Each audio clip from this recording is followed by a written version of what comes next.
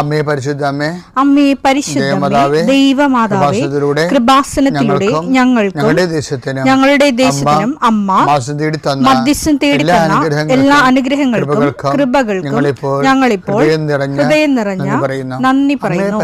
അമ്മേ പരിശുദ്ധമേ, ദൈവമാതാവേ, 2004 ഡിസംബർ 7 ഉച്ചകഴിഞ്ഞ് 2:30 കൃപാസനത്തിൽ സംഭവിച്ച അമ്മയുടെ പ്രത്യക്ഷപ്പെടലിനെ കുറിച്ച് തിരുസഭയ്ക്ക് സമർപ്പിച്ചിരിക്കുന്ന പഠനരേഖകളുടെ സഭാത്മകമായ പഠനം ആരംഭിക്കുവാൻ ഞങ്ങൾ പ്രാർത്ഥിക്കുന്നു. അമ്മേ പരിശുദ്ധമേ, ഭൂസ്വർലോകങ്ങളുടെ രാജ്ഞിയായ അങ്ങേയ്ക്ക് ഭൗമസംരക്ഷണത്തിനായി പ്രപഞ്ചപ്രകൃതിയെ തന്നെ തിരുസഭ പ്രതിഷ്ഠിക്കുവാൻ ഈ പ്രത്യക്ഷീകരണം വഴി ഇടയാക്കണമേ. പരിശുദ്ധമേ, ജപമാല മാതാവേ, സകല കൃപാസനം പ്രാർത്ഥനയോടും ചേർത്ത് ഞങ്ങളിപ്പോൾ പ്രാർത്ഥിക്കുന്ന ഈ കുടുംബത്തിന്റെ പ്രത്യേക നിയോഗം മക്കളെ.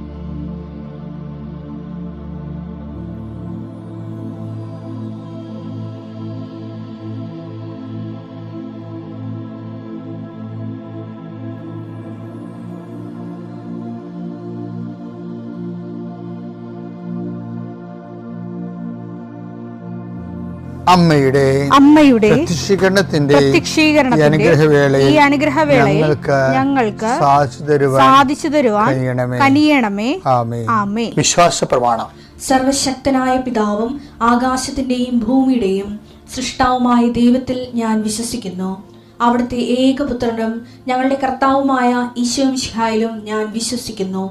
ഈ പുത്രൻ പരിശുദ്ധാത്മാവിനാൽ ഗർഭസ്ഥനായി കന്യകാമറിയത്തിൽ നിന്ന് പിറന്ന് പൊന്തിയോസ് പീലാത്തോസിന്റെ കാലത്ത് പീഡകൾ സഹിച്ച് കുരിശിൽ തറയ്ക്കപ്പെട്ട് മരിച്ച് അടക്കപ്പെട്ട് പാതാളങ്ങളിൽ ഇറങ്ങി മരിച്ചവരുടെ ഇടയിൽ നിന്ന് 3-ാം നാൾ ഉയർത്ത് സ്വർഗത്തിലേക്ക് എഴുന്നള്ളി സർവശക്തിയുള്ള പിതാവായ ദൈവത്തിന്റെ വലതുഭാഗത്തിരിക്കുന്നു. അവിടെ നിന്ന് ജീവിക്കുന്നവരെയും മരിച്ചവരെയും വിധിക്കുവാൻ വരുമെന്നും ഞാൻ വിശ്വസിക്കുന്നു. പരിശുദ്ധാത്മാവിലും ഞാൻ വിശ്വസിക്കുന്നു.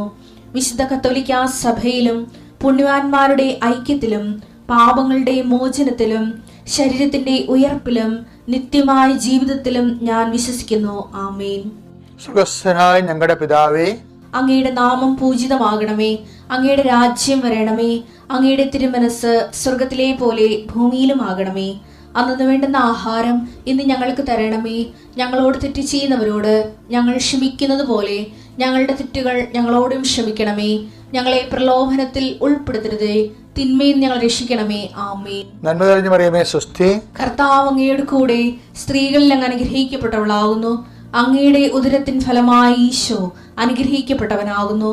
പരിശുദ്ധ മറിയമേ, തമ്പുരാന്റെ അമ്മേ, പാപികളായ ഞങ്ങൾക്ക് വേണ്ടി ഇപ്പോഴും ഞങ്ങളുടെ മരണസമയത്തും തമ്പുരാനോട് അപേക്ഷിക്കണമേ. ആമേൻ. കർത്താവേ, നിന്റെ ഉന്നതമായ നാമത്തിന് സ്വസ്ഥം ചെയ്യുന്നു. കർത്താവേ, നിന്റെ വിശുദ്ധ പൗരോഹിത്യത്തെ മഹത്വപ്പെടുത്തണമേ. കർത്താവേ, സഭയിലുള്ള സാന്നിധ്യം പ്രകടമാക്കണമേ. 40 വർഷം ഞാൻ അർപ്പിച്ച കൃപാന്റെ യുഗതിയാൽ കൃപാസനത്താരെ ജീവനോടെ പ്രത്യക്ഷപ്പെട്ട മാതാവിൻ്റെ മധ്യസ്ഥത്താൽ പിതാവിൻ്റെയും പുത്രൻ്റെയും പരിശുദ്ധാത്മാവിൻ്റെ നാമത്തിൽ ഞാൻ നിങ്ങളെ ആശീർവദിക്കുന്നു.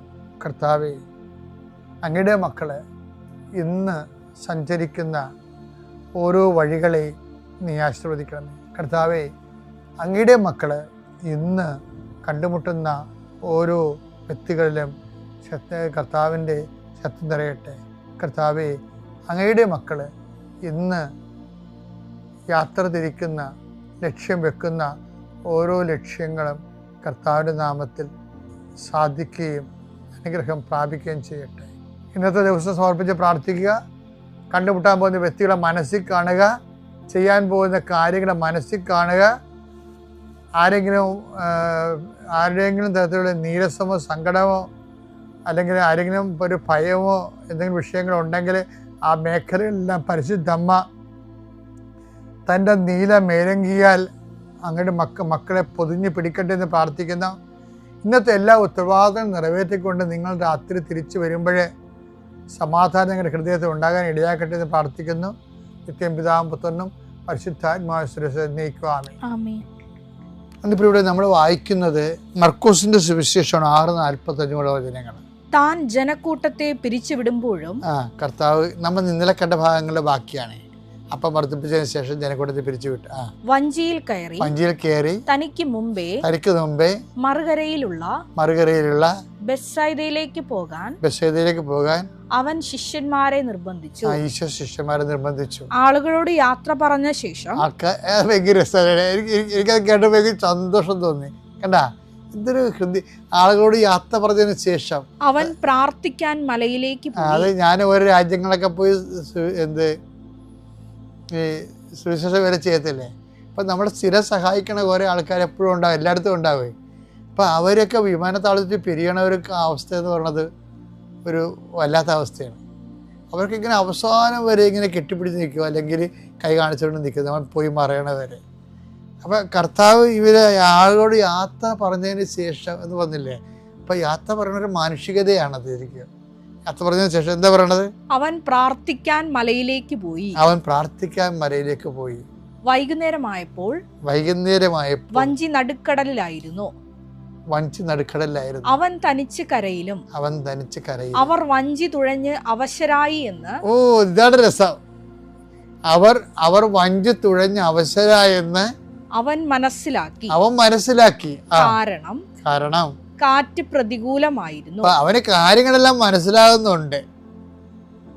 നമുക്ക് നമ്മുടെ വള്ളത്തിനെതിരെ വരുന്ന കാറ്റ് പ്രതികൂലമാണെന്നും നമ്മൾ വഞ്ചി തുഴഞ്ഞ് തളരുന്നെന്നും അവരും മനസ്സിലാകുന്നുണ്ട്. രാത്രിയുടെ 4-ാം യാമത്തിൽ മനസ്സിലാകുന്നുണ്ടെങ്കിലും ചില ആൾക്കാർ പറയത്തില്ലേ, ഓ നമ്മളെന്ത് നിങ്ങൾ പ്രാർത്ഥിക്കുന്നില്ലേ? ഓ ഞാൻ പ്രാർത്ഥിക്കുന്നുണ്ട്, നമ്മുടെ കാര്യങ്ങളെല്ലാം ദൈവത്തിന് അറിയാലും. ഇങ്ങനെ കുറേ പിശാചുക്കളുണ്ട്. നമ്മുടെ കാര്യങ്ങളെല്ലാം ദൈവത്തിന് അറിയാമല്ലോ. അത് പ്രാർത്ഥിക്കാതിരിക്കുക. അവർക്ക് പ്രാർത്ഥിക്കാനുള്ള കൃപയില്ല, വരമില്ല, പ്രാർത്ഥിക്കാൻ ആവശ്യം വിശ്വാസമില്ല. പ്രാർത്ഥിച്ച് പലപ്പോഴും പണിമേടിച്ചിരിക്കുന്ന ആൾക്കാരാണ്. എന്താ കാര്യം?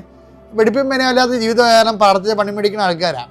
അപ്പം അതുകൊണ്ടാണ് അവരിങ്ങനെ ഒരു മുട്ടാപ്പൊക്കെ പറയണത്. എന്താണ് പറയണത്? ഓ നമ്മുടെ കാര്യങ്ങളെല്ലാം ദൈവത്തിന് അറിയാമല്ലോ. അങ്ങനെയല്ല, ദൈവത്തിന് അറിയാമെങ്കിൽ ഇതുപോലെ ഇരിക്കും. എന്താണ്? അവർ വഞ്ചി കാറ്റ് പ്രതികൂലമാണെന്ന് അവനെ അറിയാം. അവർ വഞ്ചി തുഴഞ്ഞ് തളർന്നെന്ന് അവനെ അറിയാം. അറിഞ്ഞിട്ട് എന്താ കാര്യം?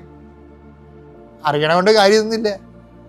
പിന്നെന്താണ് ഇവരുടെ റെസ്പോൺസ് ഇല്ലാത്തോളം കാലം നമ്മുടെ അറിവുകൾക്ക് വലിയ കർത്താവിൻ്റെ അറിവിന് വലിയ പ്രാധാന്യമില്ല. ഇവിടെ എന്താണ് ഇവരുടെ അതായത് അവൻ കടലിൻ്റെ മീതെ അവനെന്ത് മെഷർമെൻറ്റും എടുക്കുകയും അവൻ നമ്മളെ രക്ഷിക്കാൻ വേണ്ടി മരിക്കാമെന്ന ആളാണ്. അപ്പം അവൻ എന്ത് അറ്റകൈ എടുക്കും? അവൻ അറ്റകൈ എടുക്കുകയാണ്. കടലിന് മീതെ നടന്നു വന്നാണെങ്കിലും രക്ഷിക്കാൻ അവൻ തയ്യാറാണ്. പക്ഷേ നമ്മുടെ ഭാഗത്തു നിന്ന് ഒരു ഇൻവെസ്റ്റ്മെൻറ്റ് ഉണ്ടാകണം അതിന്. അതാ നിർബന്ധം. എന്താ? അവൻ കടലിന് മീതെ നടന്നു വന്നെങ്കിലും അവനെന്താ ചെയ്യണത്? നേരെ വന്ന് വള്ളത്തേക്കറിയില്ല ചെയ്യണത്. അവരെ മൈൻഡ് ചെയ്യാതെ കടന്നു പോകാൻ ഭാവിച്ചെന്ന്. അതാണ് ഏറ്റവും വലിയ രസം.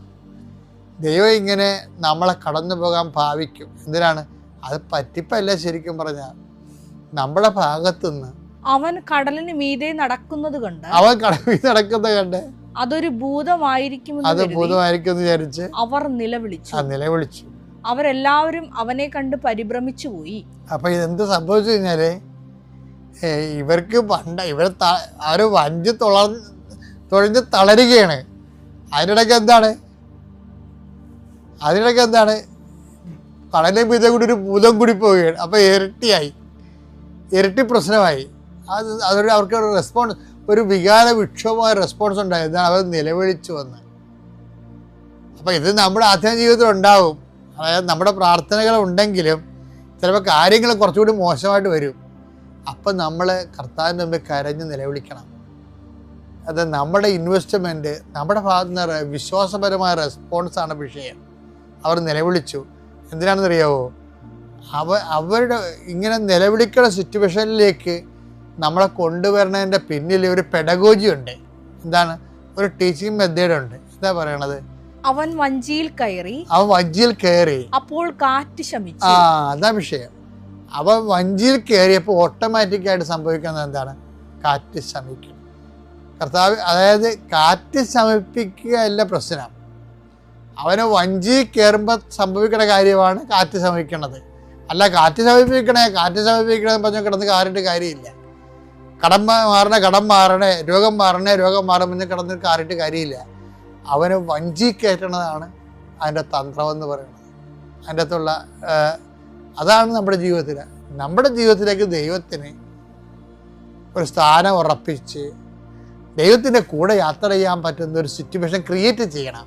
അല്ലാതെ കാറ്റാണേ മുങ്ങുകയോ പറഞ്ഞ് കാറുകയോ രോഗമാണേ കടവാണെന്ന് പറഞ്ഞ് പിടക്കുകയൊരു കാര്യമില്ല.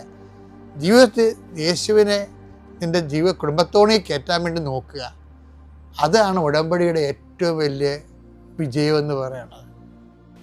ആദ്യമായി ഞാൻ ഈ ആൾത്താരെ കയറാൻ അവസരം തന്ന എൻ്റെ അമ്മയ്ക്കും തിരുക്കുമാരനും കോടാനുകോടി നന്ദി പറയുന്നു.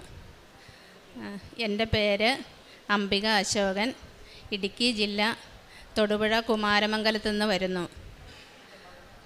എൻ്റെ മകൾ ആതിര അശോകന് വിവാഹം കഴിഞ്ഞിട്ട് 3.5 വർഷമായിട്ടും കുട്ടികളില്ലായിരുന്നു. അപ്പം പല ഹോസ്പിറ്റലിലും പോയി ട്രീറ്റ്മെൻറ്റ് ചെയ്തു. പിന്നെ അർച്ചന ഹോസ്പിറ്റലിൽ ചെന്നപ്പോൾ അവർ പറഞ്ഞു കീഗോള് പോലെ ഒരു ഓപ്പറേഷൻ ചെയ്താലും 60% അവർ പറഞ്ഞത്. പിന്നെ ആയുർവേദം ചെയ്തു. അപ്പോൾ അവർ പറഞ്ഞു കൊച്ചിന് ഡിസബിലിറ്റി ഉണ്ടാവാൻ സാധ്യതയുണ്ട്, ഷുഗർ ഉണ്ടാവാൻ സാധ്യതയുണ്ട്. അങ്ങനെയൊക്കെ പറഞ്ഞു കഴിഞ്ഞപ്പോൾ എനിക്ക് ഭയങ്കര പേടിയായിരുന്നു. അപ്പം ഞാൻ പറഞ്ഞു ഇനി ഒരു മരുന്നും ചെയ്യണ്ട, നമുക്ക് വീട്ടിൽ മരുന്നൊന്നും ചെയ്യാതെ വീട്ടിൽ പോകാമെന്നും പറഞ്ഞ് അങ്ങനെ മരുന്ന് ചെയ്യാതെ ഇരുന്നു. കൊണ്ടുവന്ന മരുന്നെല്ലാം ഞാൻ എടുത്ത് ദൂരെ കളഞ്ഞു. എന്നിട്ട് ഞാൻ മാതാവിനോട് പ്രാർത്ഥിച്ചു, എൻ്റെ മാതാവേ, ഞാൻ അവിടെ വന്ന് ഉടമ്പടി പുതുക്കി പ്രാർത്ഥിച്ചോളാം, എൻ്റെ മോൾക്കൊരു കുഞ്ഞിനെ തന്ന് അനുഗ്രഹിക്കണമെന്ന് ഹൃദയം നൊന്ത് കരഞ്ഞപേക്ഷിച്ച് പ്രാർത്ഥിച്ച് ഇവിടെ വന്ന് ഉടമ്പടി എടുത്ത ആ മാസം തന്നെ മോള് പ്രഗ്നൻ്റായി. അമ്മ ഞങ്ങൾക്കൊരു പൊന്നുംകുടത്തിനെ തന്ന് അനുഗ്രഹിച്ചു. അതാണ് ഈ മോള്. പിന്നെ മോൾക്ക് വണ്ടി അപകടം മൂലം ഡിസബിലിറ്റി ഉണ്ടായിരുന്നു. അപ്പോൾ അവൾക്ക് 1 വർഷത്തോളം ഒരു ചലനമില്ലാതെ വയ്യാതെ കിടപ്പായിരുന്നു. അങ്ങനെ പയ്യാണ് നോർമലായി വന്നത്. അപ്പോൾ പ്രസവവും ബുദ്ധിമുട്ടായിരുന്നു, ഓപ്പറേഷനും റിസ്ക് ആയിരുന്നു. അപ്പോൾ ഹോസ്പിറ്റലിൽ ചെന്ന് കഴിഞ്ഞപ്പോൾ ഇങ്ങനെ ട്രീറ്റ്മെൻറ്റൊക്കെ ചെയ്ത് കഴിഞ്ഞപ്പം അവസാനമായപ്പം എല്ലാവർക്കും ഭയങ്കര പേടിയായിരുന്നു. പ്രസവം നടക്കും, അതിനുള്ള ഒരു ശക്തി ശരിക്കും ഇല്ലായിരുന്നു. പിന്നെ ഓപ്പറേഷൻ ചെയ്യാമെന്ന് പറഞ്ഞാൽ നട്ടലിന് പൊട്ടലൊക്കെ ഉണ്ടായിരുന്നു, തലച്ചോറിന് ക്ഷതയേറ്റ് അങ്ങനെ കുറേ നാൾ കിടന്നായതുകൊണ്ട് അതും ചെയ്യാൻ പറ്റാത്ത ഒരവസ്ഥയായിരുന്നു. 10 മാസമായി കഴിഞ്ഞപ്പം ഹോസ്പിറ്റലിൽ അഡ്മിറ്റായി. അവിടെ ചെന്ന് പെയിൻ ഉണ്ടാവാനുള്ള മരുന്നൊക്കെ ചെയ്തിട്ടും പെയിനൊന്നും ആകുന്നില്ലായിരുന്നു. 3 പേര് ഇവരുണ്ടായിരുന്നു.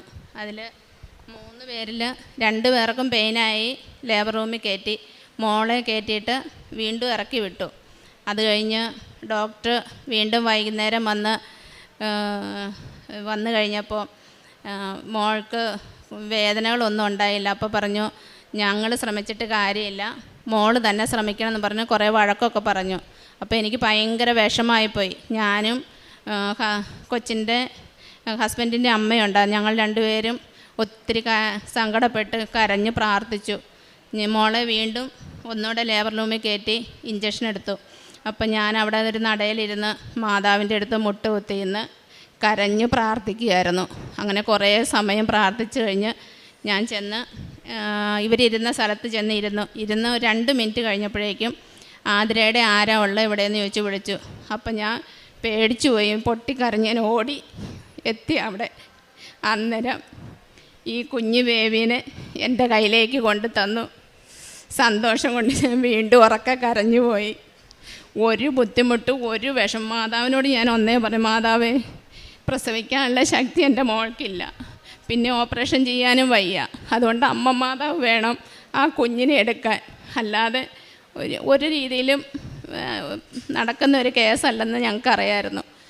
അമ്മ ഇടപെട്ട് മാതാവ് തന്നെ മാതാവിൻ്റെ ഉള്ളം കൈയിലേക്ക് ആ കുഞ്ഞിനെ ഒരു വിഷമവും കൂടാതെ കുഞ്ഞിനെ പുറത്തെടുത്തു.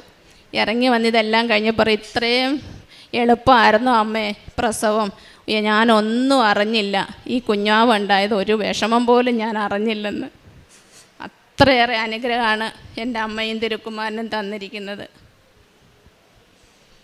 പിന്നെ മോൾക്ക് ഈ ചെവി കൊട്ടി അടയ്ക്കുന്ന ഒരു ഇതായിരുന്നു. ചെവി എപ്പോഴും ഇങ്ങനെ അടഞ്ഞു പോകുമായിരുന്നു, സംസാരിക്കുമ്പോഴൊക്കെ അടഞ്ഞ് ഇങ്ങനെ വരുമായിരുന്നു. അങ്ങനെ തൈലം പുരട്ടി നന്നായി പ്രാർത്ഥിച്ചു.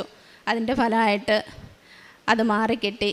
പിന്നെ എൻ്റെ കാലിന് മുട്ടിന് താഴോട്ട് ഈ തോട്ടിൽ വെള്ളത്തിൽ പോയി നിന്ന് ഇങ്ങനെ അലർജി കൊണ്ട് ചൊറിച്ചിലായിരുന്നു. 10-14 വർഷമായിട്ട് 2 കാലും ഭയങ്കര ചൊറിച്ചിലായിരുന്നു. അത് മരുന്നുകളൊക്കെ തൂത്തിട്ടൊന്നും മാറിയില്ല. ഞാൻ ഈ ഉടമ്പടി എടുത്തതിന് ശേഷം ഈ തൈലം പുരട്ടി വിശ്വാസപ്രമാണം ചൊല്ലി പ്രാർത്ഥിച്ചതിൻ്റെ ഫലമായി അത് പൂർണ്ണമായിട്ടും മാറി. പിന്നെ എൻ്റെ മുഖത്ത് കണ്ണിൻ്റെ താഴെയായിട്ട് വലിയൊരു ചുരുളനട്ടയുടെ ഒരു രീതിയിൽ കറുത്ത ഒരു കുരു പോലെ ഇങ്ങനെ ഉണ്ടായിരുന്നു. അപ്പോൾ ഡോക്ടറെ കാണിച്ചപ്പോൾ ഡോക്ടർ പറഞ്ഞു അത് കീറിക്കളയണമെന്ന് പറഞ്ഞു. അപ്പോൾ എനിക്ക് പേടിയായിരുന്നു. പിള്ളേർ പറഞ്ഞു ഹോസ്പിറ്റലിൽ കൊണ്ടുപോയി അത് എടുത്ത് കളാമെന്ന് പറഞ്ഞു. ഞാൻ എന്നിട്ട് പോയില്ല. പോകാതെ ഞാൻ ഉടമ്പടിയിലാണല്ലോ മാതാവേ, അമ്മയുടെ കയ്യിലുണ്ടല്ലോ മരുന്നെന്ന് വിചാരിച്ച് ഞാനത് 3 ദിവസം വിശ്വാസപ്രമാണം ചൊല്ലി കുരിശ് വരച്ച് ആ തൈലം എടുത്ത് കുരിശ് വരച്ച് പ്രാർത്ഥിച്ചു. 4-ാമത്തെ ദിവസം നോക്കിയപ്പം ഒരു പാട് പോലും ഇല്ലാതെ ആ കുമിള മാറിപ്പോയി എന്നുള്ളതാണ്. പിന്നെ അങ്ങനെ ഒരുപാട് അനുഗ്രഹങ്ങൾ കിട്ടിയിട്ടുണ്ട്. ഞാൻ 2019 ആദ്യമായിട്ട് ഉടമ്പടി ഓൺലൈനിലാണ് എടുത്തിരുന്നത്. അന്ന് തൊട്ട് കുറേ കാര്യങ്ങൾ എനിക്ക് സാധിച്ചു. അന്ന് വന്ന് 10 സാക്ഷ്യം ഞാൻ പറഞ്ഞിരുന്നു. പിന്നെ ഫ്രണ്ട്സിന് വേണ്ടി മറ്റുള്ളവർക്ക് വേണ്ടിയൊക്കെ ഓരോ ആവശ്യങ്ങൾ വരുമ്പോൾ പ്രാർത്ഥിക്കാൻ പറയുമ്പോൾ അവർക്ക് എല്ലാ കാര്യങ്ങളും സാധിക്കാറുണ്ട്. പിന്നെ ഇങ്ങനെ എനിക്ക് കിട്ടിയ അനുഗ്രഹങ്ങൾ ഞാൻ എല്ലാവരുടെ അടുത്തും പറയുമ്പോൾ അവരൊക്കെ ഇവിടെ വന്ന് കുറേ പേര് ഉടമ്പടി എടുത്തിട്ടുണ്ട്. കുറച്ച് പേര് അല്ലാതെ നിത്യം പ്രാർത്ഥനയുണ്ട്.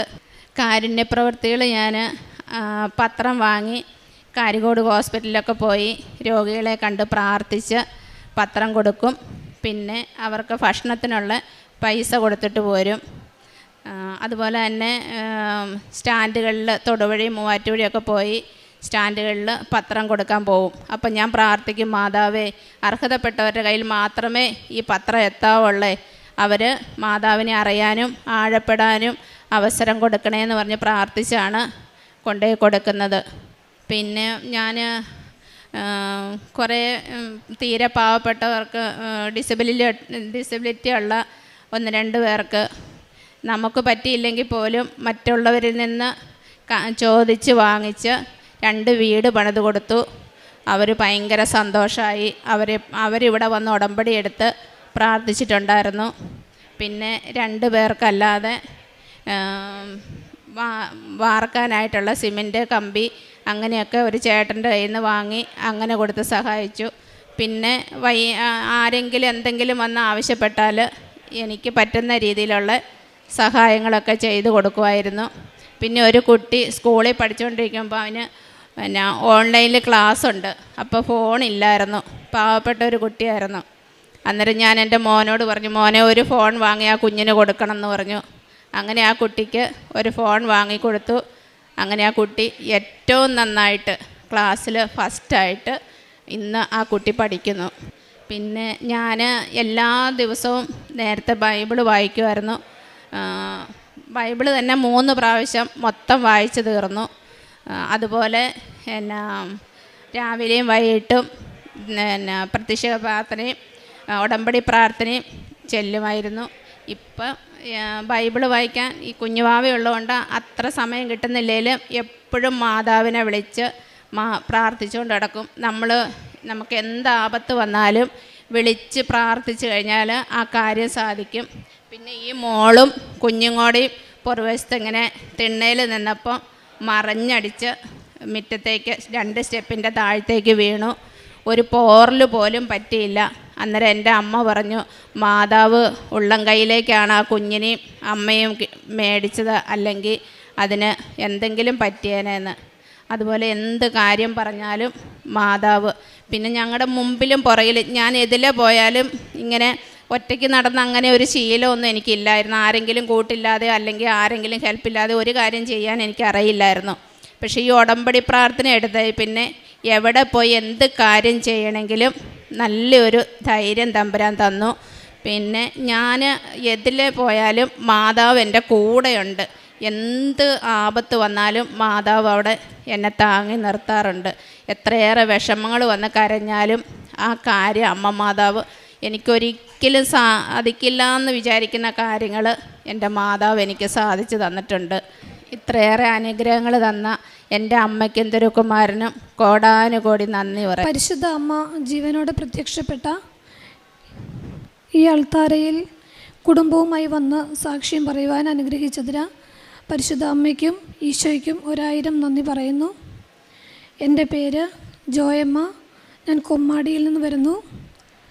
ആറാട്ടുവഴി സെൻറ്റ് ജോസഫ് ഇടവകാംഗമാണ്. ഇതെൻ്റെ ഹസ്ബൻഡ് ജോസ് കുട്ടി. ഇതെൻ്റെ മകൾ.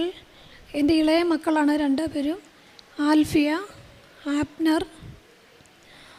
2023 ഓഗസ്റ്റ് മാസമാണ് ഞാൻ ഉടമ്പടി എടുത്തത്. അതിനു മുമ്പ് 2011 എൻ്റെ ഹസ്ബൻഡ് നേവിയിൽ നിന്ന് റിട്ടയർ ചെയ്തു. തുടർന്ന് എന്ത് ചെയ്യണമെന്നറിയാതെ ഞങ്ങളിരിക്കുമ്പോൾ എൻ്റെ അമ്മച്ചിയാണ് പറഞ്ഞത്, കലവൂര് ജോസഫ് എന്ന് പറയുന്ന ഒരച്ഛനുണ്ട്, ആ അച്ഛനെ പോയി കണ്ടാൽ നല്ലതാണ് എന്ന് പറഞ്ഞു. അങ്ങനെ ഞാൻ ഹസ്ബൻഡും കൂടി ജോസഫ് അച്ഛനെ കാണാനായിട്ട് അന്വേഷിച്ച് കലവൂരെത്തി. ഇവിടെ എത്തി. ഞങ്ങൾ കൃപാസനത്തെക്കുറിച്ചോ ജോസഫ് അച്ഛനെക്കുറിച്ചോ ഒന്നും നേരത്തെ കേട്ടിട്ടുണ്ടായിരുന്നില്ല. അങ്ങനെ ഇവിടെ വന്നപ്പോഴേക്കും ഇവിടെ പണി 2011 ഇവിടെ ഫ്രണ്ടിൽ പണി നടന്നുകൊണ്ടിരിക്കുകയായിരുന്നു. അവിടെ നിന്നൊരു ചേട്ടനോട് ഞങ്ങൾ ജോസഫ് അച്ഛനെ കാണാൻ വന്നാണെന്ന് പറഞ്ഞു. അപ്പോൾ അച്ഛൻ പറഞ്ഞു, അച്ഛനെ കാണണമെങ്കിൽ നേരത്തെ പറഞ്ഞിട്ടൊക്കെ വരണം. അച്ഛൻ ഇവിടെയില്ല, വലിയ കലവൂര് പള്ളിയിലാണ്, നിങ്ങൾക്ക് ഭാഗ്യമുണ്ടെങ്കിൽ കാണാൻ പറ്റും, അവിടെ ചെന്ന് നോക്കൂ എന്ന് പറഞ്ഞു. അങ്ങനെ ഞങ്ങൾ അന്വേഷിച്ച് അവിടെ ചെന്നു. അവിടെ ചെന്ന് ഒരു റൂമിൻ്റെ കോളിംഗ് ബെല്ലടിച്ചു. അടിച്ചപ്പോഴേക്കും ഞങ്ങൾ പറഞ്ഞു ജോസഫ് അച്ഛനെ കാണാൻ വന്നതാണെന്ന് പറഞ്ഞു. അത് അച്ഛൻ തന്നെയായിരുന്നു. അങ്ങനെ ഹസ്ബൻഡ് അച്ഛനോട് ഞങ്ങൾ നേവിയിൽ നിന്ന് റിട്ടയറായി ജോലിയൊന്നുമില്ലാതെ നിൽക്കുകയാണ്, പ്രാർത്ഥിക്കണം എന്ന് പറഞ്ഞു അച്ഛൻ. അങ്ങനെ ഞങ്ങളുടെ 2 ആളുടെയും തലയിൽ കൈവച്ച് പ്രാർത്ഥിച്ചു. അത് എല്ലാം ശരിയാകും, പോയിക്കോളൂ എന്ന് പറഞ്ഞ് വിട്ടു. ആ മാസം തന്നെ ഹസ്ബൻഡിന് ജൂനിയർ എൻജിനീയറിനായിട്ട് മർച്ചൻ്റ് നേവിയിൽ ജോലി ലഭിച്ചു. അന്ന് മുതൽ മാതാവിൻ്റെ അനുഗ്രഹം ഞങ്ങളുടെ ഒപ്പം തന്നെയുണ്ട്. അങ്ങനെ വളരെ സന്തോഷത്തോടെ ഞങ്ങളുടെ കുടുംബജീവിതം മുന്നോട്ട് പോയിക്കൊണ്ടിരുന്നു. 2020 കൊറോണ ടൈമിൽ ഹസ്ബൻഡിന് സെക്കൻഡ് എൻജിനീയറിൻ്റെ ഒരു 4 മാസത്തെ കോഴ്സ് ഉണ്ടായിരുന്നു. ആ കോഴ്സ് ചെയ്തു, വീട്ടിൽ നിന്ന് ഓൺലൈൻ കോഴ്സായിരുന്നു. ആ കോഴ്സ് ചെയ്തു. അതിൻ്റെ എക്സാം ഡേറ്റ് നീണ്ടുപോയിക്കൊണ്ടിരുന്നു. അങ്ങനെ നീണ്ടുപോയപ്പോഴേക്കും വീടിൻ്റെ ഓൾറെഡി നേവിയിലായിരുന്നപ്പോൾ നമ്മൾ ലോൺ എടുത്താണ് വീട് വാങ്ങിയിരുന്നത്. ആ സമയത്ത് നമുക്ക് മുകളിലേക്ക് റൂം എടുക്കാം. എനിക്ക് 4 മക്കളാണുള്ളത്. അപ്പം കുട്ടികൾക്ക് താമസിക്കാനൊക്കെ സൗകര്യത്തിന് വേണ്ടിയിട്ട് ആ സമയത്ത് ഹസ്ബൻഡ് നാട്ടിലുണ്ടായിരുന്നുകൊണ്ട് ലോൺ എടുക്കാൻ പറ്റി. അങ്ങനെ ലോൺ എടുത്ത് ഞങ്ങൾ എക്സ്റ്റൻഷൻ ചെയ്തു, മുകളിലേക്ക് ഫസ്റ്റ് ഫ്ലോർ എടുത്തു. അപ്പോൾ ഒരു വലിയ എമൗണ്ട് ഞങ്ങൾക്ക് ബാങ്കിൽ അടയ്ക്കേണ്ടി വന്നു. അതിനുശേഷം ഹസ്ബൻഡ് 15 മാസത്തോളം വീട്ടിൽ തന്നെ ഉണ്ടായിരുന്നു. സ്വർണം പണയം വെച്ചും കാര്യങ്ങളൊക്കെ ചെയ്ത ബാങ്ക് ലോണും വീട്ടിലെ കാര്യങ്ങളും അതുപോലെ കുട്ടികളുടെ ഫീസ് അതൊക്കെ ഇങ്ങനെ നടന്നു. ഹസ്ബൻഡ് ജോലിക്ക് പോയി. എങ്കിലും ഞങ്ങൾക്ക് അത്യാവശ്യ കാര്യങ്ങൾക്കുള്ള പൈസ നമുക്ക് കിട്ടിയിരുന്നില്ല. ഈ ലോൺ അടയേണ്ടത് കൊണ്ട് നമ്മൾ വളരെ സാമ്പത്തിക ബുദ്ധിമുട്ടോടെയാണ് കുറേ നാളുകൾ കടന്നു പോയത്. ഒത്തിരി വിഷമിച്ച് പോയ കുറേ കാലങ്ങളായിരുന്നു. അങ്ങനെ ഇരിക്കുമ്പോൾ 2023 ആയപ്പോഴേക്കും എനിക്ക് എൻ്റെ മനസ്സിൽ തോന്നി ഉടമ്പടി എടുക്കണം എന്ന്. അങ്ങനെ ഞാൻ ഇവിടെ വരികയും ഉടമ്പടി എടുക്കുകയും ചെയ്തു. ആദ്യത്തെ നിയോഗം വെച്ചത് ഞങ്ങളുടെ സാമ്പത്തിക ബുദ്ധിമുട്ട് മാറ്റിത്തരണമെന്നായിരുന്നു. അങ്ങനെ ഉടമ്പടി എടുത്ത ആദ്യ മാസം തന്നെ ഹസ്ബൻഡിന് നല്ലൊരു കമ്പനിയിലേക്ക് കയറുകയും ഉയർന്ന പേയ്മെൻറ്റ് നൽകി ജോലി ലഭിച്ചു. അധികം താമസിക്കാതെ 1 മാസം ആ കമ്പനിയിൽ ജോലി ചെയ്തു, ആ ഷിപ്പിൽ ജോലി ചെയ്തു. ഉടൻ തന്നെ നെക്സ്റ്റ് മന്തായപ്പം ആ കമ്പനിയുടെ തന്നെ വേറൊരു ഷിപ്പിലേക്ക് ഹസ്ബൻഡിനെ മാറ്റി അവിടെ അതിനേക്കാളും ഉയർന്ന ശമ്പളത്തിൽ ജോലി ലഭിച്ചു. അതാണ് എൻ്റെ ആദ്യത്തെ സാക്ഷ്യം. രണ്ടാമത്തെ സാക്ഷ്യം എൻ്റെ കുഞ്ഞിൻ്റെ രോഗസൗഖ്യമാണ്. കുഞ്ഞിൻ്റെ 2 കൈകളുടെ മടക്കുകളിലും നിറയെ കുരുക്കൾ വന്നിട്ട് കുഞ്ഞിന് അസ്വസ്ഥതയായിരുന്നു, ചൊറിച്ചിലും അസ്വസ്ഥതയും. ഞങ്ങൾ പൊടിയും ഓയിൽമെൻറ്റൊക്കെ പുരട്ടിയെങ്കിലും അതിൽ കുറവൊന്നും ഉണ്ടായിരുന്നില്ല. അപ്പോഴേക്കും മോന് നല്ല വിശ്വാസം ഉണ്ടായിരുന്നു. ഞങ്ങൾ സന്ധ്യാപ്രാർത്ഥനയ്ക്ക് ഉടമ്പടി തൈലം ഉപയോഗിച്ച് വിശ്വാസ പ്രമാണം ചൊല്ലി മോൻ്റെ കയ്യിൽ പുരട്ടി ആദ്യത്തെ ദിവസം തന്നെ അതിൽ നല്ല കുറവ് തോന്നി. അപ്പം തന്നെ മോൻ പറഞ്ഞു, അമ്മ എന്നെ മാറി, എനിക്ക് എൻ്റെ നന്നായിട്ട് കുറഞ്ഞു എന്ന് പറഞ്ഞു. പിറ്റേ ദിവസം 1 ദിവസം കൂടെ നമ്മളത് വിശ്വാസ പ്രമാണം ചൊല്ലി വിശുദ്ധ തൈലം പുരട്ടി പ്രാർത്ഥിച്ചതിൻ്റെ ഫലമായിട്ട് സാധാരണ സ്കിന്ന് പോലെയായി, ഒരു പ്രശ്നവും ഇല്ലാതെ പൂർണ്ണമായിട്ടും സൗഖ്യപ്പെട്ടു. അതാണ് ഒരു സാക്ഷ്യം. പിന്നെ മോളുടെ സാക്ഷ്യമാണ് അത്. മോൾ കുഞ്ഞുനാളിൽ സ്കൂളിൽ പോകാൻ തുടങ്ങിയപ്പോൾ തന്നെ ഷൂ ഇടുമ്പോഴേക്കും മോൾക്ക് കാലിൽ ആണി രോഗമുണ്ടാവും, ഇങ്ങനെ വരുമായിരുന്നു. അതുകൊണ്ട് സ്കൂളിൽ പോകുമ്പോൾ ഷൂ ഇട്ടുകൊണ്ട് പോകുക മോൾക്ക് ഭയങ്കര വിഷമമുള്ള ഒരു കാര്യമായിരുന്നു, വേദനയാണ്. അങ്ങനെ സ്കൂളിൽ ടീച്ചേഴ്സാണേലും കുട്ടികളാണേലും ഷൂ ഇടാതെ വരുമ്പോൾ ഇങ്ങനെ തിരക്കുന്നതൊക്കെ മോൾക്ക് മാനസികമായിട്ട് ഒരുപാട് മോൾ ബുദ്ധിമുട്ടിയിരുന്നു. അങ്ങനെ ഇരിക്കുമ്പോഴേക്കും ഞാനൊരു സാക്ഷ്യം കണ്ടു. അസംബ്ലിയിൽ ഷൂ ഇട്ടുകൊണ്ട് മോൾക്ക് ക്ലാസ്സിൽ പോകുമ്പം ഷൂ ഇടുന്നില്ലെങ്കിലും മോൾ അസംബ്ലിയിൽ പ്രയർ സോങ് പാടുന്നുണ്ട്. അപ്പോൾ അതിന് കയറുന്ന ദിവസങ്ങളിൽ മോൾക്ക് ഷൂ കമ്പൽസറിയാണ്. അങ്ങനെ ഇട്ടുകൊണ്ട് പോകുമ്പോഴേക്കും മോൾക്ക് കാലിൽ വേദന ഉണ്ടാകാറുണ്ട്. അങ്ങനെ 2023 ഓഗസ്റ്റിൽ ഞാൻ ഉടമ്പടി എടുത്തത്. ആ സമയത്ത് ഉടമ്പടി എടുത്തതിന് ശേഷം കുഞ്ഞിൻ്റെ ഒരു സാക്ഷ്യങ്ങൾ ഞാൻ ഇങ്ങനെ ഇടയ്ക്കിടയ്ക്ക് യൂട്യൂബിൽ കേൾക്കാൻ തുടങ്ങി. അങ്ങനെ കേട്ടുകൊണ്ടിരുന്നപ്പോൾ ഒരു വട്ടം ഒരു ചേച്ചിയുടെ സാക്ഷ്യം കേൾക്കാനിടയായി. അതായത് അവരുടെ കാലിൽ ആണിരോഗം ഉണ്ടായിട്ട് അവർ ഒരുപാട് ബുദ്ധിമുട്ടി, വർഷങ്ങളായിട്ടുള്ള ആണിരോഗമാണ്. അവർ വിശുദ്ധ തിരി ഉരുക്കി ഒഴിച്ച് ആ ആണിയിലേക്ക് ഒഴിച്ചപ്പോൾ അത് അടർന്നു പോയി അവർക്ക് സൗഖ്യം ലഭിച്ചു എന്നുള്ള ഒരു വലിയ സാക്ഷ്യം കണ്ടപ്പോൾ എനിക്ക് മോൾക്കും അതുപോലെ ചെയ്താൽ മാറുമെന്ന് ഞാൻ കരുതിയിട്ട് മോളുടെ കാല് ആ സമയത്ത് ശരിക്കും ഇങ്ങനെ പൊങ്ങി, ഇങ്ങനെ കണ്ടാൽ ഒരു പേടിക്കുന്ന പോലെ ഇരിക്കുന്ന ഒരു സമയത്ത് കുഞ്ഞുറങ്ങുമ്പോൾ മാത്രമേ ഞാൻ തൊടാറുള്ളൂ. അങ്ങനെ ഉറങ്ങിക്കിടന്നപ്പോൾ ഞാനിങ്ങനെ തിരിയൊക്കെ എടുത്തു വെച്ച് കത്തിച്ച് ഒഴിക്കാമെന്ന് കരുതിയിട്ട് എൻ്റെ മനസ്സിൽ പറ്റിയില്ല. കുഞ്ഞിന് നൊന്താലോ വേദനിച്ചാലോ എന്ന് ഞാൻ കരുതി. ഞാൻ മാതാവിനോട് പ്രാർത്ഥിച്ചു, മാതാവേ എൻ്റെ കുഞ്ഞിൻ്റെ കാലിൽ ഉരുക്കി ഒഴിക്കാൻ എനിക്ക് പറ്റില്ല, ഞാൻ എണ്ണ പുരട്ടി മാതാവിൻ്റെ തൈലം പുരട്ടി പ്രാർത്ഥിച്ചോളാമെന്ന് കരുതി പ്രാർത്ഥിച്ചു. അങ്ങനെ ഞാൻ മാതാവിൻ്റെ തൈലം അവൾ ഉറങ്ങുന്ന സമയത്ത് വിശ്വാസ പ്രമാണം ചൊല്ലി പ്രാർത്ഥിച്ചു. അതിൻ്റെ ഫലമായി 3 ആഴ്ചയോളം ഞാൻ ഇങ്ങനെ ചെയ്തു. ഇടയ്ക്ക് ഇവൾ അസംബ്ലിയിൽ കയറുമ്പോൾ ഷൂ ഇടുന്നത് കൊണ്ട് വീണ്ടും അത് വരും, വീണ്ടും അത് പൂർണ്ണമായിട്ടും മാറും. അങ്ങനെ ഒരു 3-4 ആഴ്ച കഴിഞ്ഞപ്പോഴത്തേക്കും അത് പൂർണ്ണമായിട്ടും മാറി. പിന്നെ അത് എപ്പോഴാണ് വന്നിട്ടേ ഇല്ല. പിന്നെ അടുത്ത വർഷമായി 2 വർഷമായിട്ട് കുഞ്ഞ് ഷൂ ഉപയോഗിച്ച് തന്നെയാണ് സ്കൂളിൽ പോകുന്നത്. പിന്നെ നമ്മൾക്ക് അതിനെക്കുറിച്ചുള്ള ഒരു ബുദ്ധിമുട്ട് ഇന്ന് വരെ ഉണ്ടായിട്ടില്ല. പരിശുദ്ധ അമ്മയുടെ അനുഗ്രഹത്താൽ അത് പൂർണ്ണമായും സൗഖ്യപ്പെട്ടു. ഹസ്ബൻഡിൻ്റെ ഒരു എക്സാം, ഒരു സെക്കൻഡ് എഞ്ചിനീയറിൻ്റെ എക്സാം പാസ്സാകുന്നതിൻ്റെ ഒരു സാക്ഷ്യമുണ്ട്, അത് ഹസ്ബൻഡ് പറയും. ഈ കൊറോണ സമയത്ത് ഞാനൊരു കോഴ്സ് ചെയ്തല്ലോ, ഈ 4 മാസം. അതിൻ്റെ റിട്ടേൺ എക്സാം ഞാൻ 2 അറ്റംപ്റ്റിലാണ് പാസ്സാകാൻ പറ്റിയത്. അത് കഴിഞ്ഞിട്ട് ഇത് ഉടമ്പടി പുതുക്കിയപ്പോഴത്തേക്ക് ഓറൽ എക്സാം ഫസ്റ്റ് അറ്റംപ്റ്റിൽ തന്നെ പാസ്സാകണമെന്ന് പ്രാർത്ഥിച്ചുകൊണ്ട് ഒരു നിയോഗം വെച്ചിരുന്നു വൈഫ്. അപ്പം ഞാൻ നല്ലപോലെ പ്രിപ്പയർ ചെയ്ത് നല്ലപോലെ പ്രാർത്ഥിച്ച് ഫസ്റ്റ് അറ്റംപ്റ്റ് കൊടുത്തു. മൊത്തത്തിൽ നോക്കുവാണെങ്കിൽ നല്ല ഈസി ആയിരുന്നു. പക്ഷേ എനിക്ക് 3 പേപ്പർ മാത്രമേ കിട്ടിയുള്ളൂ, ഒരെണ്ണം കിട്ടിയില്ല.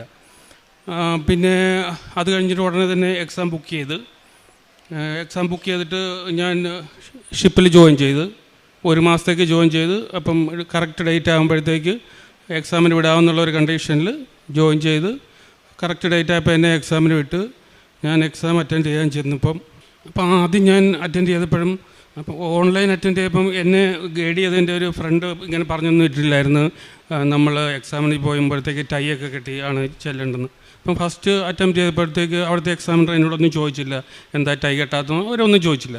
അപ്പം ആ ഒരു ഇതിൽ തന്നെ ഞാൻ സെക്കൻഡ് അറ്റംപ്റ്റ് ചെയ്യുമ്പോഴും ടൈ ഒന്നും കെട്ടാതാണ് അറ്റംപ്റ്റ് ചെയ്തത്. ഓൺലൈൻ എക്സാമാണ്.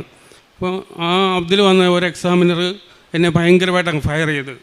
അത് കേട്ട് കഴിഞ്ഞപ്പം ഞാനൊരു സീറോയായി മാറി. ഞാൻ പഠിച്ചതും എല്ലാം മറന്നുപോയി, എനിക്കൊന്നും അറിയത്തില്ല. അത് എക്സാമിൽ എന്തൊക്കെ എന്നോട് ചോദിച്ചെന്ന് എനിക്കറിയത്തില്ല, ഞാൻ എന്തെന്നൊക്കെ പറഞ്ഞെന്നും എനിക്കറിയത്തില്ല. അപ്പോൾ ഇങ്ങനെ എക്സാം ഒരു അരമണിക്കൂർ കാണും, ഒരു 10-20 ക്വസ്റ്റ്യൻ ചോദിക്കും. അരമണിക്കൂർ ഞാനിങ്ങനെ വെറും ബ്ലൈൻഡായിട്ട് എന്തൊക്കെയോ ആ ഒരു സമയം എനിക്ക് ഓർമ്മയില്ല. അത് കഴിഞ്ഞിട്ട് നമ്മൾ ഓൺലൈനിൽ നിന്ന് അവർ പറയും ക്വിറ്റ് ആകാൻ പറയും, എക്സിറ്റ് ആകാൻ പറയും. അത് കഴിഞ്ഞ് ഒരു 5 മിനിറ്റ്സ് കഴിഞ്ഞിട്ട് ജോയിൻ ചെയ്യാൻ പറയും. അപ്പം ആ സമയത്ത് ഈ എക്സാമിനേഴ്സ് ഡിസൈഡ് ചെയ്യും ഇവനെ പാസ്സാക്കണോ വേണ്ടയോ. അപ്പം അത് കഴിഞ്ഞിട്ട് ഞാൻ 5 മിനിറ്റ് അപ്പം ഞാൻ വീട്ടിൽ വിളിച്ച് പറഞ്ഞു പ്രതീക്ഷയൊന്നുമില്ല, ഞാൻ എന്തൊക്കെ പറഞ്ഞിട്ടുണ്ടെന്ന് എനിക്കറിയില്ല, ക്വസ്റ്റ്യൻ പോലും ഞാൻ ഓർക്കുന്നില്ല എന്ന് പറഞ്ഞു. അപ്പോൾ ആ വീട്ടിലെല്ലാവരും മുട്ടുമേന്ന് പ്രാർത്ഥിക്കുന്നു. അപ്പം ഈ ഉടമ്പടിയുടെ കാശുരൂപം എൻ്റെ കയ്യിലാണ്. ഞാൻ ആ കാശുരൂപത്തെ ഇങ്ങനെ മുറുകെ പിടിച്ചിട്ട് പറഞ്ഞു, മാതാവേ നാണം കിടത്തരുതെന്ന് പറഞ്ഞു. ഈ നാണം കിടത്തരുതെന്ന് പറഞ്ഞത് ആരുടെ മുന്നിലാന്ന് ഇന്നും എനിക്ക് ഓർമ്മയില്ല. അത് കഴിഞ്ഞ് ഞാൻ ജോയിൻ മറ്റേ അവർ റീജോയിൻ ചെയ്യാൻ വേണ്ടി ഞാൻ ഇങ്ങനെ വെയിറ്റ് ചെയ്യുവാണ് അതിൽ. അപ്പം സാധാരണ എന്ന് പറഞ്ഞാൽ ഒരു 5 മിനിറ്റിൽ അവർ റീജോയിനിങ് നമ്മളെ നമ്മുടെ റിക്വസ്റ്റ് അക്സെപ്റ്റ് ചെയ്തിട്ട് ഫെയിലാണോ അതോ പാസ്സാണോ എന്ന് അവർ പറയും. പക്ഷേ ഞാൻ അത് കഴിഞ്ഞിട്ടാണ് അവർ നെക്സ്റ്റ് ആളുടെ എക്സാമിലേക്ക് പോകത്തുള്ളൂ. പക്ഷേ എൻ്റെ കേസിൽ വന്നപ്പോഴത്തേക്ക് അവർ നെക്സ്റ്റ് ആളിൻ്റെ എക്സാം എടുത്തതാണോ നമുക്കറിയാൻ പറ്റത്തില്ല. പക്ഷേ 3/4 മണിക്കൂർ കഴിഞ്ഞിട്ടാണ് എനിക്ക് ജോയിനിങ് തന്നത്. അപ്പം ഞാൻ അവർ ജോയിനിങ് തന്നിട്ട് എന്നോട് പറഞ്ഞ് നീ പാസ്സായെന്ന് പറഞ്ഞു. അപ്പം പാസ്സായെന്ന് പറഞ്ഞപ്പം ദൈവം എന്നെ കാണിച്ചു തരുമായിരുന്നു, നിൻ്റെ കഴിവുകൊണ്ടല്ല, ഇതൊക്കെ എൻ്റെ ദാനമാണ്.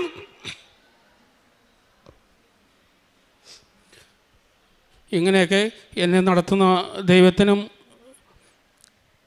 പരിശുദ്ധ അമ്മയ്ക്കും 1000 നന്ദി. എൻ്റെ പേര് അൽഫിയ, ഞാൻ 7ാം ക്ലാസ്സിൽ പഠിക്കുന്നു. ഞാൻ സ്കൂളിൽ പാട്ട് കോമ്പറ്റീഷനൊക്കെ പാടാറുണ്ട്. പക്ഷേ എനിക്കിതുവരെയായിട്ടും ഫസ്റ്റൊന്നും കിട്ടിയിട്ടില്ല. അമ്മച്ചി ഉടമ്പടി എടുത്തതിന് ശേഷം ഞാൻ ഉടമ്പടി കാശുരൂപവും ഉപ്പുമൊക്കെ ആയിട്ട് ഇൻ്റർ സ്കൂൾ 10-15 സ്കൂളുള്ള സിംഗിങ് കോമ്പറ്റീഷന് പോയി. അവിടെ എനിക്ക് ഫസ്റ്റ് കിട്ടുകയും 2 വർഷം അടുപ്പിച്ച് എനിക്ക് ഫസ്റ്റ് കിട്ടി. അതുപോലെ തന്നെ എനിക്ക് ഫൊറോനയിൽ ആദ്യമായിട്ട് ഫസ്റ്റ് കിട്ടി. അതുപോലെ തന്നെ അതിരൂപതയിൽ പോകാനുള്ളൊരവസരം കിട്ടി. അതിരൂപതയിൽ എനിക്ക് 3rd കിട്ടുകയും ചെയ്തു. എൻ്റെ അനിയനും പാട്ട് പാടും. അവന് ഈ വർഷം ഫൊറോനയിൽ ഫസ്റ്റ് കിട്ടുകയും അതിരൂപതയിൽ 2nd കിട്ടുകയും ചെയ്തു. വോയിസ് ഓഫ് ഗുഡ്നസ് സീസൺ 3 എനിക്ക് സെലക്ഷൻ കിട്ടിയിരുന്നു. 1000 കുട്ടികളിൽ നിന്നും 37 പേര് വരെയുള്ളതിനകത്ത് ഞാൻ സെലക്റ്റായി. ഇപ്പോൾ ഞാൻ വോയിസ് ഓഫ് ഗുഡ്നസ് സീസൺ 3 ഒരു കണ്ടസ്റ്റൻ്റാണ്. ഇനിയും ഈശോയും പരിശുദ്ധമ്മയും എനിക്ക് 1000 അനുഗ്രഹം തരുമെന്ന് ഞാൻ ഉറച്ചു വിശ്വസിക്കുന്നു. അതിന് ഈശോയ്ക്കും പരിശുദ്ധമ്മയ്ക്കും 1000 നന്ദി. കാരുണ്യ പ്രവർത്തികളായിട്ട് എന്നെക്കൊണ്ട് കഴിയുന്ന രീതിയിൽ എന്നോട് ആര് സഹായം ചോദിച്ചാലും കഴിയാവുന്ന രീതിയിൽ ഞാൻ ചെയ്ത് കൊടുക്കാറുണ്ട്. അതുപോലെ പാവപ്പെട്ടവർക്ക് തുണി ഒക്കെ ചോദിച്ചു വരുന്നവർക്ക് തുണികൾ നൽകാറുണ്ട്. ശാന്തിഭവനിൽ നമ്മൾ വസ്ത്രങ്ങൾ കൊടുക്കാറുണ്ട്. അതുപോലെ കഴിഞ്ഞ ഡിസംബർ 11 എൻ്റെയും മോൻ്റെയും ബർത്ത്ഡേ ആയിരുന്നു. അന്ന് ഞങ്ങൾ അവരോടൊപ്പം കേക്ക് കട്ട് ചെയ്യുകയും ഉച്ചയ്ക്ക് ഭക്ഷണം കഴിക്കുകയൊക്കെ ചെയ്തു. അതുപോലെ പ്രേക്ഷിത പ്രവർത്തനമായിട്ട് ഹസ്ബൻഡ് നാട്ടിലുള്ള സമയത്ത് നമ്മളിവിടെ വന്ന് 3 കെട്ട് പത്രം വാങ്ങുകയും ദൂരെ ഓരോ സ്ഥലങ്ങളിൽ ഹോസ്പിറ്റലിൽ കൊടുത്തിട്ടുണ്ട്. അതുപോലെ പരിചയമില്ലാത്ത ഓരോ സ്ഥലങ്ങളിൽ പോയി ഓരോ വീടുകൾ തോറും കയറി ഇറങ്ങി കൊടുത്തിട്ടുണ്ട്. അത് നമ്മുടെ അടുത്തുള്ള അക്രൈസ്തവരായിട്ടുള്ള ആളുകൾക്ക് ഞാൻ പത്രം വാങ്ങി കൊടുക്കാറുണ്ട്. അതുപോലെ തന്നെ ഉടമ്പടി ധ്യാനം എല്ലാം ഓൺലൈനായിട്ട് കൂടാറുണ്ട്. സാക്ഷ്യങ്ങൾ ഡെയിലി പണ്ടൊന്നും ഞാനൊന്നും അങ്ങനെ അധികം കേൾക്കില്ലായിരുന്നു. ഇപ്പോൾ കണ്ടിന്യൂ ആയിട്ട് 6-7 സാക്ഷ്യങ്ങളൊക്കെ വെച്ച് ചെയ്യും. അതുപോലെ പണിയൊക്കെ ചെയ്യുന്ന സമയത്ത് എപ്പോഴും ഞാൻ വിശ്വാസ പ്രമാണം ചെല്ലും, അല്ലെ പരിശുദ്ധാത്മാവിനോടുള്ള പ്രാർത്ഥന, അതുപോലെ മനസ്താവ് പ്രകരണം, അങ്ങനെ എപ്പോഴും എന്തെങ്കിലും പ്രാർത്ഥനകൾ ഇങ്ങനെ ചൊല്ലിക്കൊണ്ട് ഓരോ പണികൾ വീട്ടിലൊറ്റയ്ക്കാകുമ്പോൾ ചെയ്യുന്ന പണികളിലെല്ലാം പ്രാർത്ഥനകൾ ചെയ്യാനായിട്ടൊക്കെ ഉള്ള അനുഗ്രഹം കിട്ടിയത് പ്രാർത്ഥനയോടുകൂടിയുള്ള കാര്യങ്ങളാണ് ഇപ്പോൾ എപ്പോഴും ഒറ്റയ്ക്കായിരിക്കുന്ന സമയത്ത് ഉള്ളിൽ വരുന്നത്. അങ്ങനെ വരെ ഒരവസരം ഉണ്ടായത് തന്നെ ഈ ഉടമ്പടിയിലായതുകൊണ്ട് മാത്രമാണ്. അതുപോലെ ബൈബിൾ വായന രാവിലെയും ആദ്യം ഉടമ്പടി എടുത്ത സമയത്ത് ഞാൻ രാവിലെ വൈകിട്ടും കറക്റ്റായിട്ട് വായിക്കുമായിരുന്നു. ഇടയ്ക്ക് ഉടമ്പടിയിൽ ഉഴപ്പി ബൈബിൾ വായന ഇടയ്ക്ക് നിർത്തിയിട്ടുണ്ട്. അത് കഴിഞ്ഞ് അത് കുറവ് നികത്താൻ വേണ്ടി വായിക്കും. അല്ലെങ്കിൽ ഞാൻ ഓഡിയോ പണി ചെയ്യുന്ന സമയത്ത് ഓഡിയോ ഇടും, ബൈബിൾ ഉറക്കെ ഇട്ടിട്ട് ഞാൻ എൻ്റെ പണികൾ ചെയ്യും. അങ്ങനെയൊക്കെ എപ്പോഴും ദൈവവചനം കേൾക്കുക, അങ്ങനെ കൂടുതൽ സമയം ഞാൻ കണ്ടെത്താൻ തുടങ്ങിയത് ഉടമ്പടിയിലായതിനു ശേഷമാണ്. അങ്ങനെ ആത്മീയമായിട്ട് ഉയർന്നത് ഈ ഉടമ്പടി ജീവിതത്തിലാണ്. ഇനിയും അങ്ങോട്ടുള്ള ജീവിതത്തിൽ ഇതിലും കൂടുതൽ മാതാവിലും ഈശോയിലും ജീവിതം അർപ്പിച്ചുകൊണ്ട് ജീവിക്കണമെന്നാണ് ഞങ്ങളുടെ ആഗ്രഹം. ഇനിയും തമ്പുരാൻ്റെ അനുഗ്രഹം. പരിശുദ്ധ അമ്മയ്ക്കും തിരുക്കുമാരനും കോടാനുകൂടി നന്ദി ആദ്യമേ അർപ്പിക്കുന്നു. അമ്മ പ്രത്യക്ഷപ്പെട്ടയാൾ താരയിൽ വന്ന് നിൽക്കുവാൻ എൻ്റെ ജീവിതത്തിൽ ഒരുക്കിയ വലിയ അവസരത്തെ ഓർത്ത് നന്ദിയോട് സ്തുതിക്കുന്നു. എൻ്റെ പേര് ടിൻഡു ജോൺ. ഞങ്ങൾ വരുന്നത് ആയു എന്നാണ്. ഇതെൻ്റെ അമ്മയാണ്. ഞാൻ 2023 ന്യൂസിലൻഡിലേക്ക് പോയത്. ഹയർ സ്റ്റഡീസിന് വേണ്ടിയിട്ടാണ് പോയത്. അതിനു മുമ്പ് ഞാൻ നാട്ടിൽ ടീച്ചറായിട്ട് ജോലി ചെയ്തുകൊണ്ടിരിക്കുകയായിരുന്നു 3.5 വർഷം. ഹയർ സ്റ്റഡീസിന് ഞാൻ ന്യൂസിലൻഡിലേക്ക് പോകുമ്പോൾ എൻ്റെ മനസ്സിലുണ്ടായിരുന്ന ഏറ്റവും വലിയ ലക്ഷ്യമായിരുന്നു അവിടുത്തെ ഒരു ടീച്ചറായിട്ട് ജോലി ചെയ്യണമെന്നുള്ളത്. അങ്ങനെ ഞാൻ അവിടെ ചെന്നു.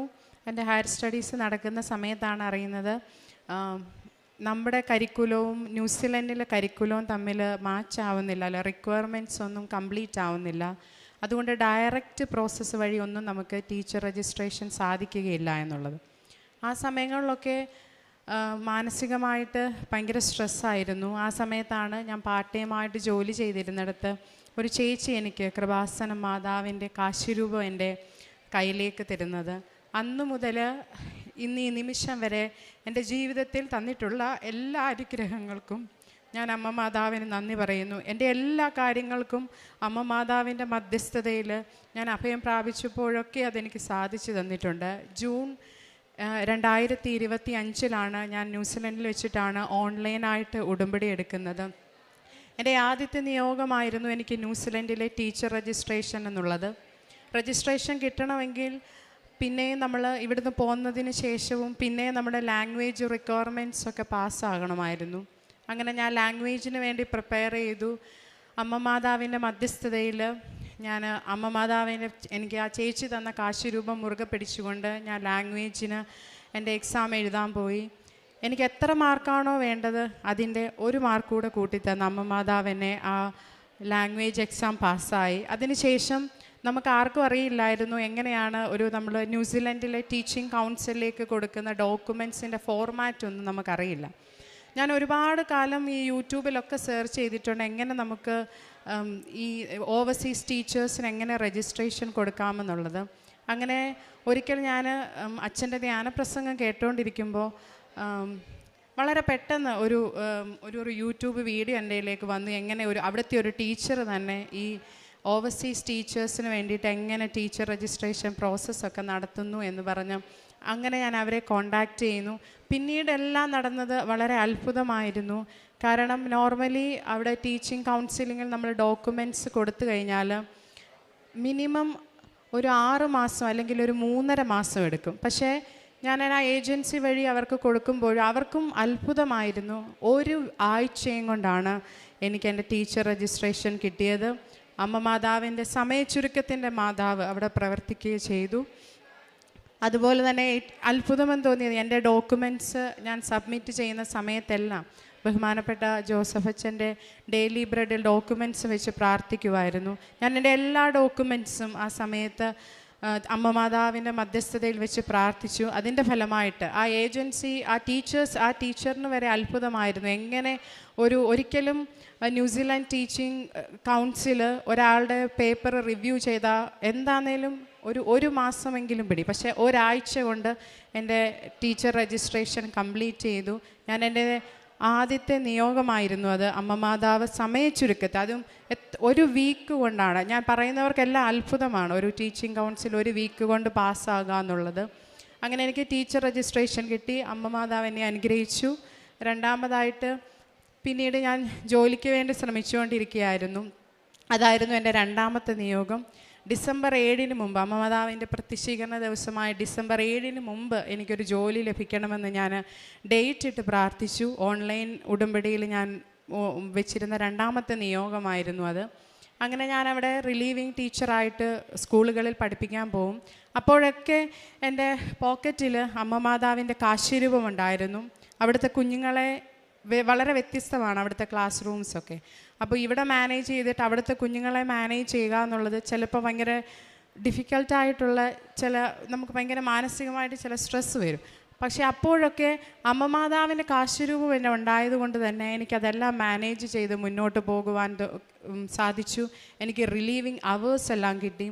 അങ്ങനെ ഡിസംബർ 7 മുമ്പ് ഒരു ജോലി കിട്ടണം എന്നുള്ള ഒരു നിയോഗം എന്നിലുണ്ടായിരുന്നു. അങ്ങനെ ഞാനൊരിക്കൽ ഞാനൊരു മർത്തോമക്കാരിയാണ്.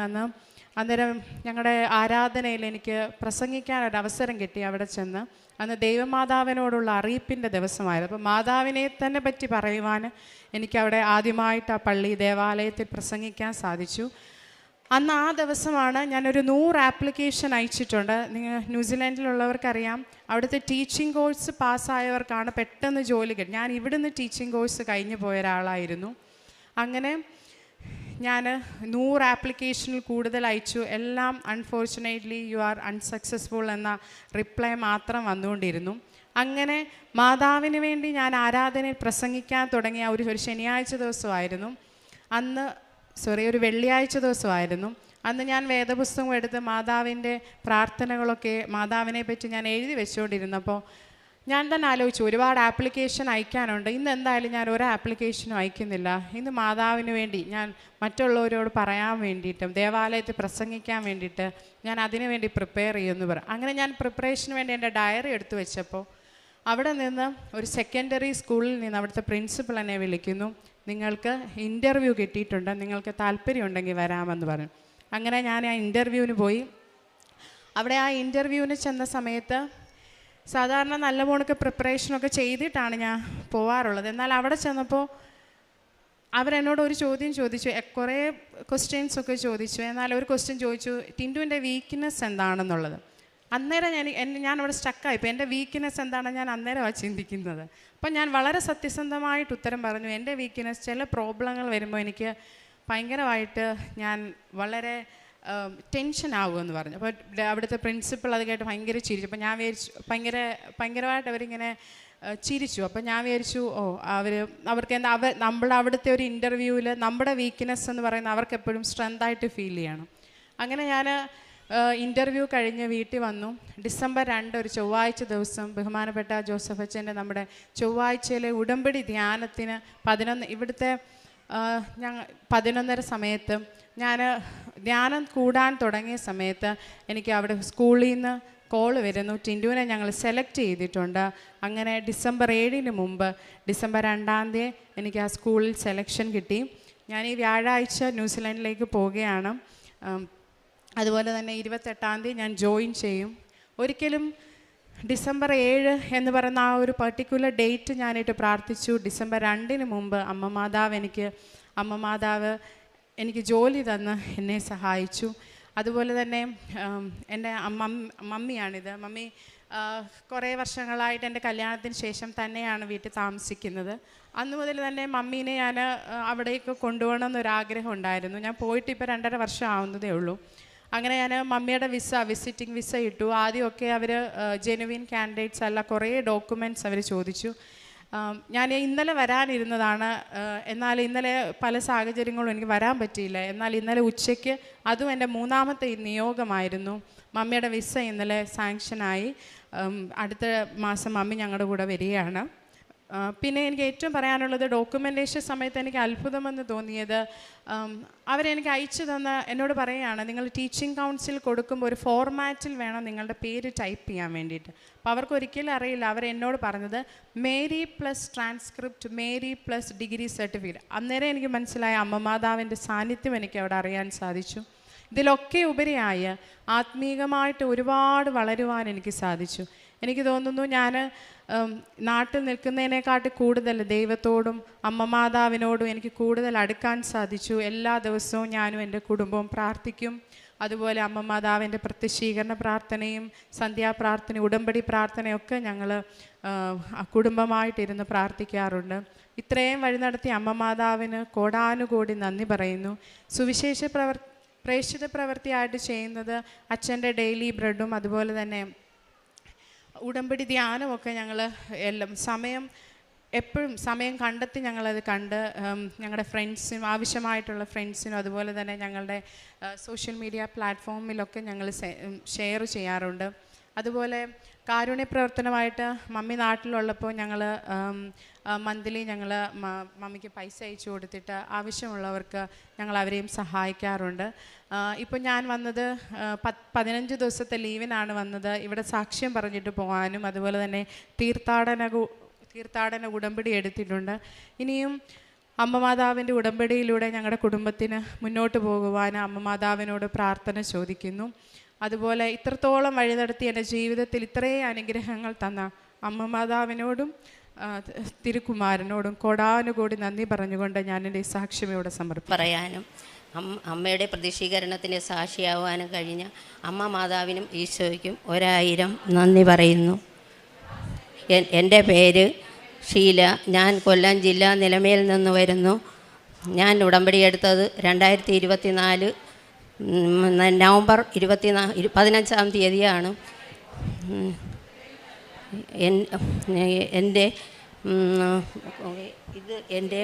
എൻ്റെ മരുമകൾ സജന, ഇത് എൻ്റെ മകളുടെ മകൾ നന്ദന, കൊച്ചുമകൻ അഥർവ്, എൻ്റെ മകൻ്റെ മകൾ ധൻഷിക.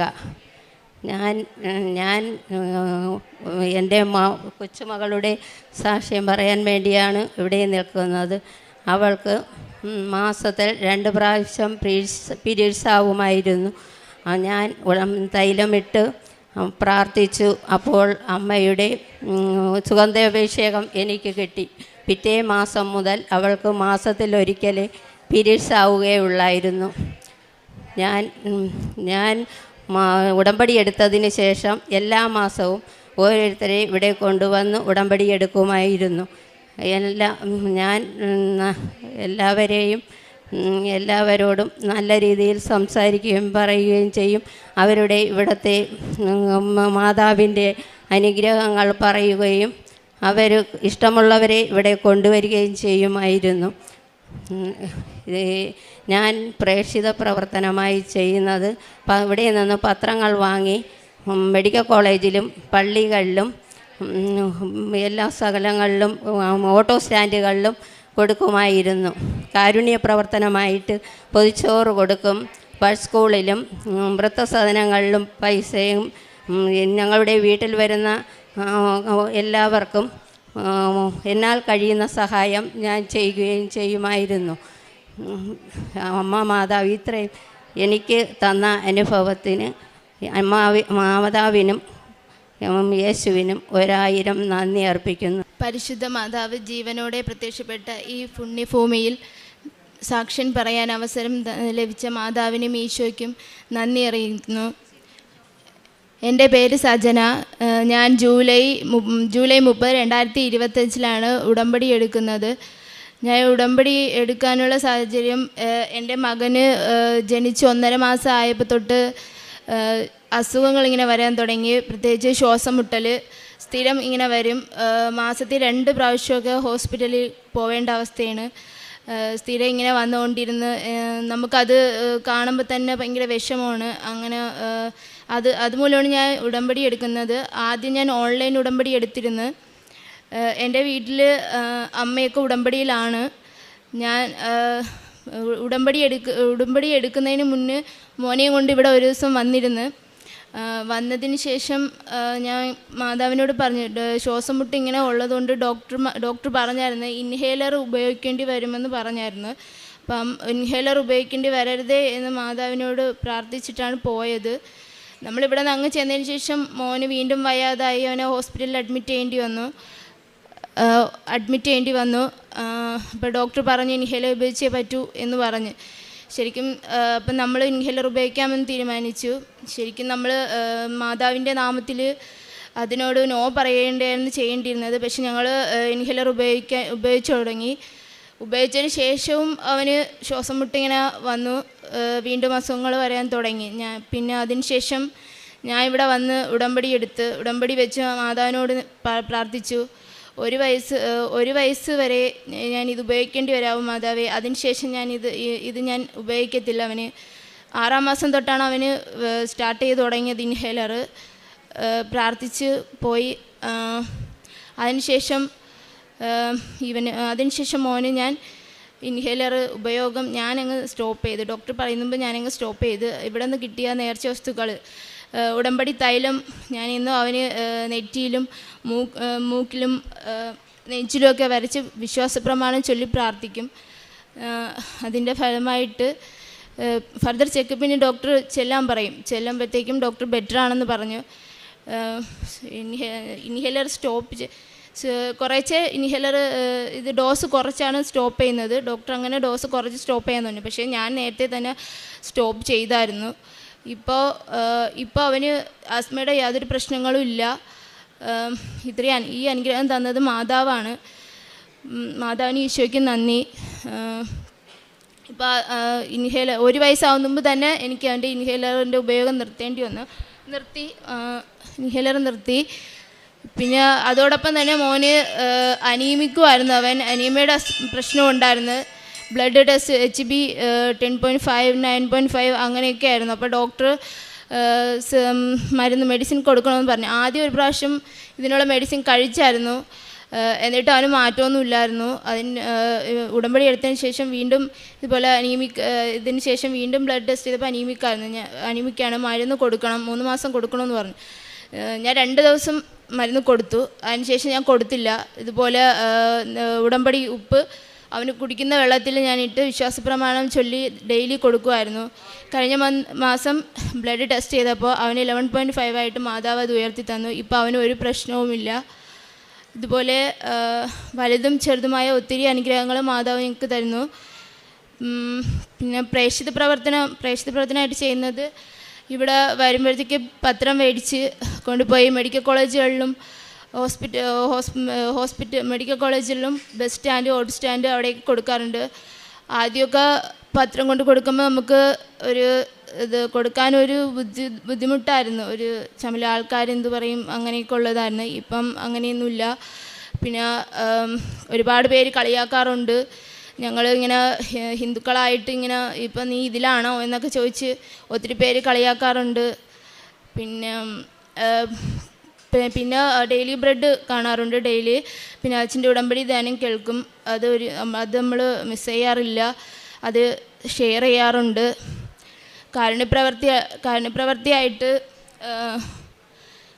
ചെയ്യുന്നത് വൃദ്ധസദനത്തിൽ പോവും. അവിടെ കൃപാസനത്തെ പറ്റി നമ്മൾ പറയും. പിന്നെ അവിടുത്തെ അമ്മമാർക്ക് ഒരു ദിവസത്തെ ഫുഡിൻ്റെ ക്യാഷ് കൊടുക്കും. പൊതിച്ചോറ് കൊണ്ടുപോയി ഹോസ്പിറ്റലിലും റോഡിലൊക്കെ ഉള്ള ഇല്ലാത്തവർക്കൊക്കെ കൊടുക്കാറുണ്ട്. കയ്യിലുള്ളത് ആരെങ്കിലുമൊക്കെ വന്ന് സഹായം ചോദിക്കുമ്പം കൊടുക്കാറുണ്ട്. ഇത്രയും അനുഗ്രഹങ്ങൾ തന്ന അമ്മയ്ക്കും മാതാവിനും ഒരുപാട് നന്ദി. പിന്നെ ബൈബിള് വായിക്കാറുണ്ട്, ജപമാല ചൊല്ലും. നമ്മൾ ഇവിടെ കൃപാസനത്തിൽ വരുന്നതിന് മുന്നേ അമ്മയൊക്കെ ഹസ്ബൻഡിൻ്റെ വീട്ടുകാർ നേരത്തെ തന്നെ പള്ളിയിൽ പോവുമായിരുന്നു, ഈശോയോട് പ്രാർത്ഥിക്കുന്നവരായിരുന്നു. അപ്പം ഞാനും പോവായിരുന്നു. അപ്പോൾ അവിടുത്തെ ബ്രദർ പറയും ബൈബിള് വായിക്കണമെന്ന് പറയും. പക്ഷെ ഞാൻ വായിക്കാറില്ല. ഞാൻ എന്തിനാ വായിക്കുന്നേ എന്നൊക്കെ വിചാരിക്കും. പക്ഷേ ഇപ്പം ബൈബിള് വായിച്ചപ്പോഴാണ് മനസ്സിലായത് അന്ന് വായിക്കാഞ്ഞത് തെറ്റായിപ്പോയി. ബൈബിള് വായിക്കുമ്പോഴാണ് ഈശോയോട് കൂടുതൽ അടുക്കാൻ പറ്റിയത്, കൂടുതൽ അറിയാൻ പറ്റിയത് ക്രൈസ്തവ ഇതിനെ പറ്റി. ആദ്യം കൃപാസനത്തെ പറ്റി ഞാൻ ഇതിനു മുന്നേ 6 വർഷം മുന്നേ കേട്ടിട്ടുണ്ടായിരുന്നു. എൻ്റെ ഒരു ഫ്രണ്ട് ഇതുപോലെ നിന്ന് സാക്ഷ്യം പറയുന്നത് ഞാൻ ഫേസ്ബുക്കിലൂടെ കണ്ടു. അന്ന് ഞാൻ അമ്മേനെയൊക്കെ വിളിച്ച് കാണിച്ചിട്ട് അന്ന് ഞാൻ കളിയാക്കിയായിരുന്നു ശരിക്കും അവളെ. അതിനുശേഷം കുറേ നാൾ കഴിഞ്ഞപ്പോൾ സെയിം എനിക്കും അതുപോലെ അവൾ അന്ന് പറഞ്ഞ എന്താണോ സാക്ഷി അതുപോലെ ഒരു അനുഭവം എനിക്കും വന്നു എൻ്റെ വീട്ടിലത്തേക്ക്. അപ്പം ഞങ്ങൾ പറഞ്ഞാണ് എൻ്റെ വീട്ടുകാർ ഉടമ്പടി എടുത്തത്. അന്ന് എനിക്ക് മനസ്സിലായി അന്ന് ഞാൻ കളിയാക്കിയോണ്ടാവാം ഇന്ന് ഇങ്ങനെ ഒരിത് വന്നത്. പിന്നെ ഒത്തിരി സങ്കടങ്ങളൊക്കെ ഉണ്ടായിരുന്നു, അതിനെ ഓർത്തൊക്കെ ദുഃഖമായിരുന്നു. പക്ഷേ ഇപ്പം അതൊക്കെ മാറി വരുന്നു. കാരണം അത്രയും സങ്കടങ്ങൾ വന്നതുകൊണ്ടാണ് നമ്മൾ കൃപാസനത്തിലെത്തിയത്, എത്തിച്ചേരാൻ സാധിച്ചല്ലോ. അത് ഓർത്ത് സങ്കടങ്ങൾ മറക്കാറുണ്ട്. ഈശോയ്ക്കും ഒരിക്കൽ കൂടി നന്ദി പറയുന്നു.